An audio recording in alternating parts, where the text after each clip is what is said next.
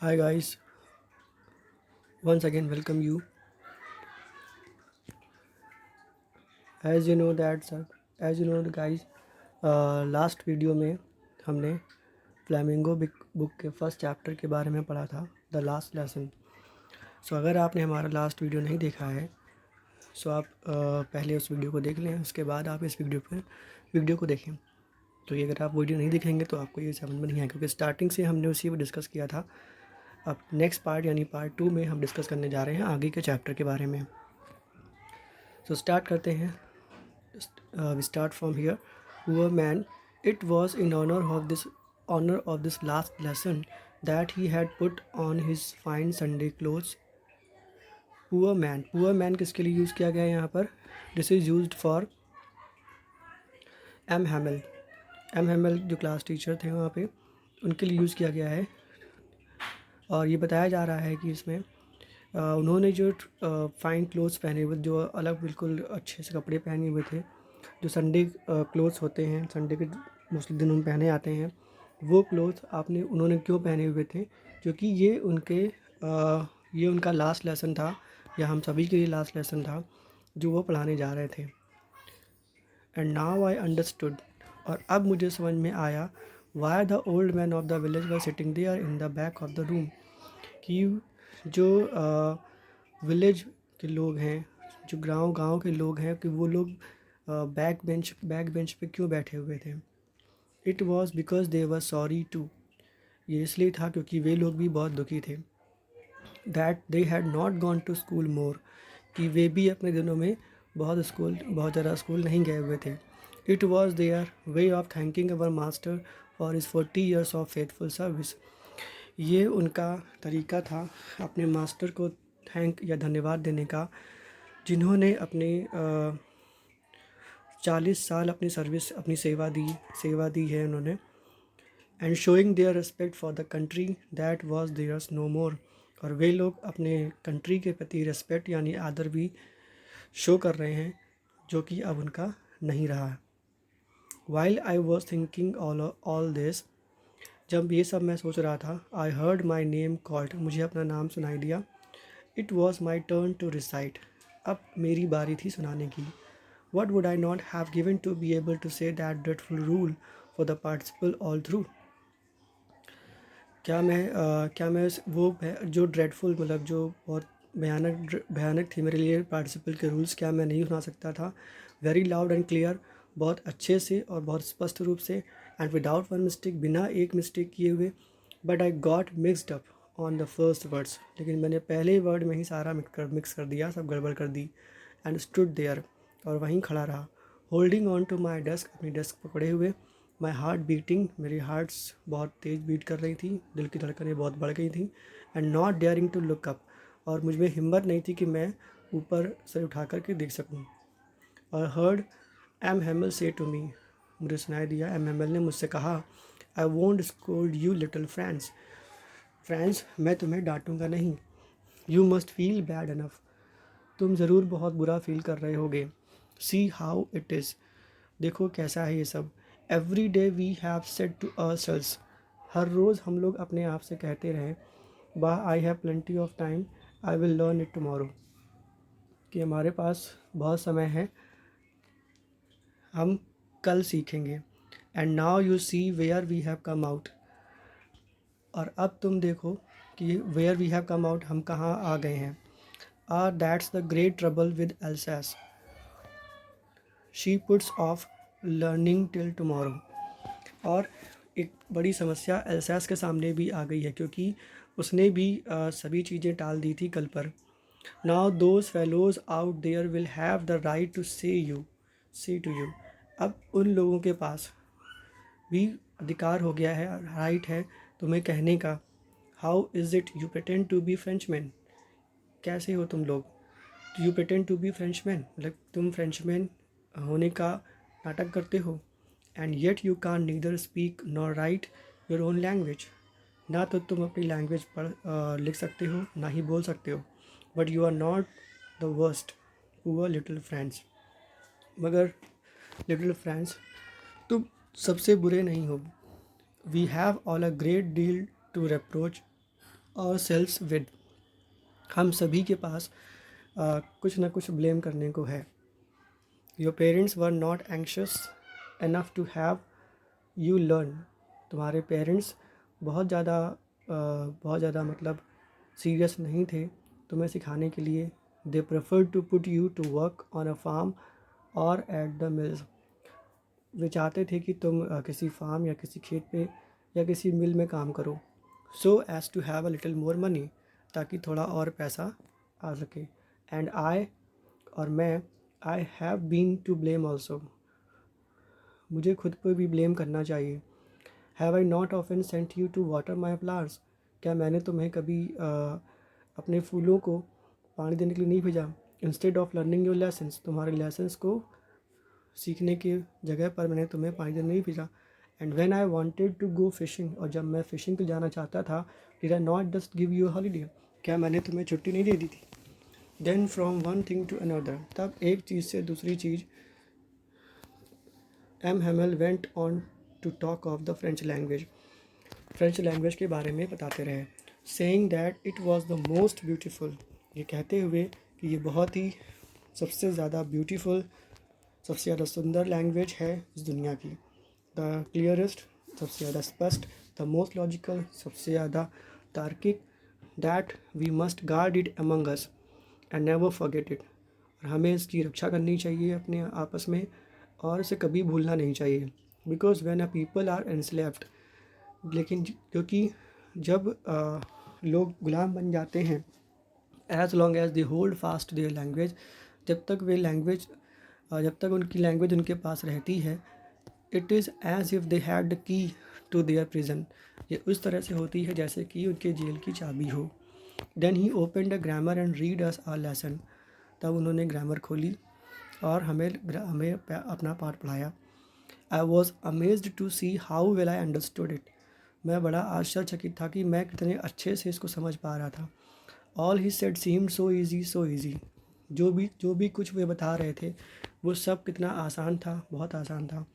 I think to, मैं भी सोचता हूँ, that I had never listened so carefully, मैंने भी कभी उन्हें इतने ध्यान से नहीं सुना। And that he had never explained every thing with so much patience, और उन्होंने भी कभी इतनी पेशेंस के साथ कभी इतने अच्छे से एक्सप्लेन नहीं किया होगा शायद। It seemed almost as if the poor man wanted to give us all he knew before going away, ऐसा लगता था कि जैसे वो पुअर मैन बेचारे जितना भी ज्ञान उनके पास था वो सब वो देना चाहते थे यहाँ से जाने से पहले। And to put it all into our heads at one stroke, और हमारे दिमाग में एक ही बार में वो सारी चीज़ें बिठा देना चाहते थे। After the grammar we had a lesson in writing, grammar के बाद हमने एक लेसन राइटिंग का किया। That day M Hamel had new copies for us, उस दिन एम हेमल के पास हमारे लिए कुछ नई कॉपीज़ थी। Written in a beautiful round hand France Alsace, France Alsace, और इसके राउंड शेप में फ्रांस एल्सेस, फ्रांस एल्सेस लिखा हुआ था। They looked like little flags floating everywhere in the school room, वे इस तरह से दिख रहे थे जैसे कि वो छोटे छोटे झंडे हों जो पूरे स्कूल के कमरे में तैर रहे हों। Hung from the rod at the top और डेस्क, और जो कि हमारे डेस्क के टॉप पर लटके हुए थे। You ought to have seen how every one set to work, तुम्हें देखना चाहिए था कि कैसे सभी लोग अपना अपने काम में लगे हुए थे। And how quiet it was, और सब कुछ कितना शांत था। The only sound was the scratching of the pens over the paper, सिर्फ एक ही आवाज़ आ रही थी पेन के पेपर पे चलने की। वंस सम बीटल्स फ्लेव इन, एक बार बीच में ही कुछ बीटल्स यानी कुछ इंसेक्ट्स के कीड़े अंदर आ गए। But nobody paid attention to them, लेकिन किसी ने भी उस पर ध्यान नहीं दिया। Not even the little ones, और बल्कि छोटे बच्चों ने भी उन पर ध्यान नहीं दिया। Who worked right on tracing their fish hooks, जो फिश हुक्स को ट्रेस करने में लगे हुए थे। As if that was French, जैसा मानो कि वो भी फ्रेंच लैंग्वेज सीख रहे हों। On the roof the pigeons cooed very low, और छत पर पिजन्स यानी कबूतर धीमे धीमे उनके बोलने की आवाज़ आ रही थी। And I thought to myself, तभी मैंने सोचा, will they make them sing in German, even the pigeons, क्या वे लोग इन कबूतरों को भी जर्मन में ही गाना सिखाएंगे या जर्मन में ही बोलना सिखाएंगे? Whenever I looked up from my writing, I saw M. Hamel sitting motionless in his chair and gazing first at one thing, then at another.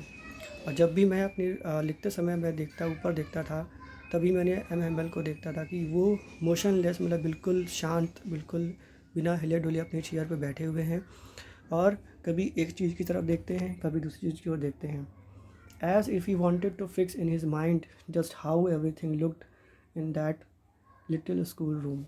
ऐसा लगता था कि जैसे मानो कि वे सभी चीज़ें अपने दिमाग में बिठाने की कोशिश कर रहे हैं, जो भी चीज़ें आसपास वहाँ पे स्कूल रूम में दिखाई दे रही थी।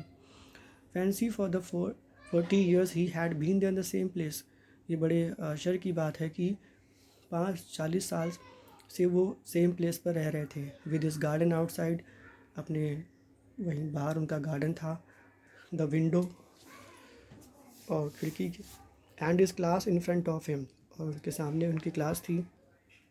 जस्ट लाइक दैट, उसी तरह से, only the desk and benches had been worn smooth. सिर्फ जो बेंचेस थी और जो डेस्क थी वो थोड़ा सा घिस कर स्मूथ हो गई थी।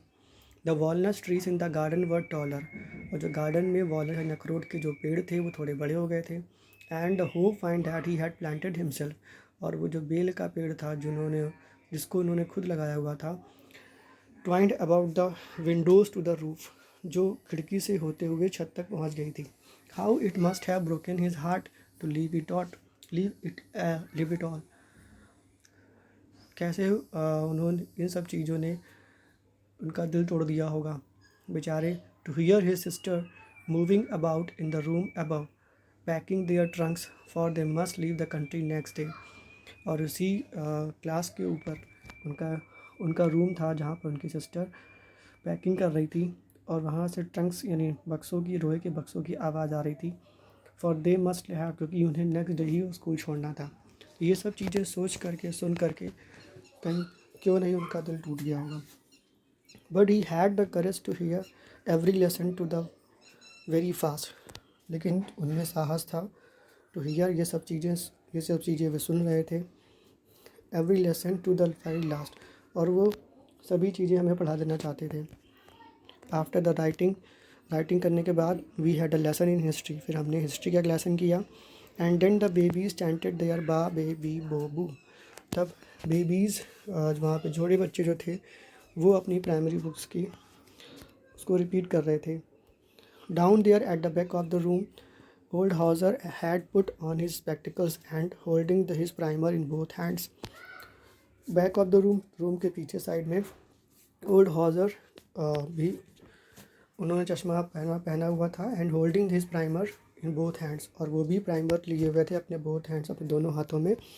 Spelled with letters with them, वे भी बच्चों की तरह लेटर्स को स्पेल कर रहे थे, यानी वे भी उनके साथ साथ में उसे रिपीट कर रहे थे। यू कुड सी दैट, आप ये देख सकते हैं, ही टू वॉज क्राइंग, वे भी कहीं ना कहीं रो रहे थे। His voice trampled with emotion, उनकी जो आवाज़ थी वो इमोशन के कारण तड़खड़ा रही थी। And it was so funny to hear him that we all wanted to laugh and cry, और ये कभी बहुत फ़नी भी था क्योंकि हम सभी हंसना भी चाहते थे और रोना भी चाहते। और how well I remember it that the last lesson, कितने अच्छे से मुझे ये लास्ट लेसन याद है। All at once the church clock struck 12, तभी अचानक क्या हुआ, चर्च की घड़ी पे 12 बजने की आवाज़ सुनाई दी। देन द एंजलस क्या होती, प्रेयर होती है, तब उस समय दोपहर की प्रेयर हुई। एट द सेम मोमेंट, उसी समय, the trumpets of the Prussians, जो प्रशियन सोल्जर्स थे उनके ट्रम्पेट्स की आवाज़ सुनाई दी। रिटर्निंग फ्रॉम डेल, सोल्जर्स वहाँ पर वापस आ रहे थे। साउंडेड अंडर अवर विंडोज़, जिनकी आवाज़ हमारे विंडोज़ के नीचे सुनाई दे रही थी। M Hamel stood up, M Hamel खड़े हुए। Very pale in his chair, I never saw him look so tall, और जैसे वो खड़े हुए वे मुझे आज से पहले कभी इतने लंबे नहीं लग रहे थे, इतने आज लग रहे थे। ही सेड माई फ्रेंड्स, उन्होंने कहा मेरे फ्रेंड्स, मेरे दोस्तों। I but something choked him, but I कह के ऐसा लगा उनका गला चोक कर गया था, वे आगे कुछ कह नहीं पाए। He could not go on. Then he turn to the black board, तब वो ब्लैक बोर्ड की तरफ मुड़े। Took a piece of chalk, chalk का एक टुकड़ा उठाया।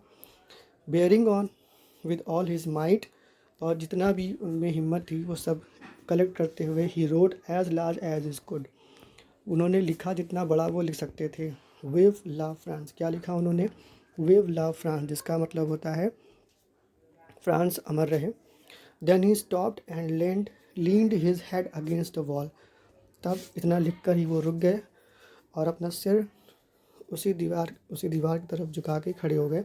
एंड विदाउट अ वर्ड, और बिना कुछ कहे, he made a gesture to us with his hands, उन्होंने अपने हाथ के इशारों से ही हमें इस पर बता दिया, स्कूल इज़ डिसमिस्ड, कि स्कूल ओवर हो गया है। यू मे गो, तुम जा सकते हो। So guys, this was the chapter, the last lesson. इसकी पूरी स्टोरी यहीं पे ख़त्म होती है। This lesson is finished also here. ठीक है, सो नेक्स्ट चैप्टर के साथ हम लोग फिर मिलेंगे। Thank you all of you, bye bye.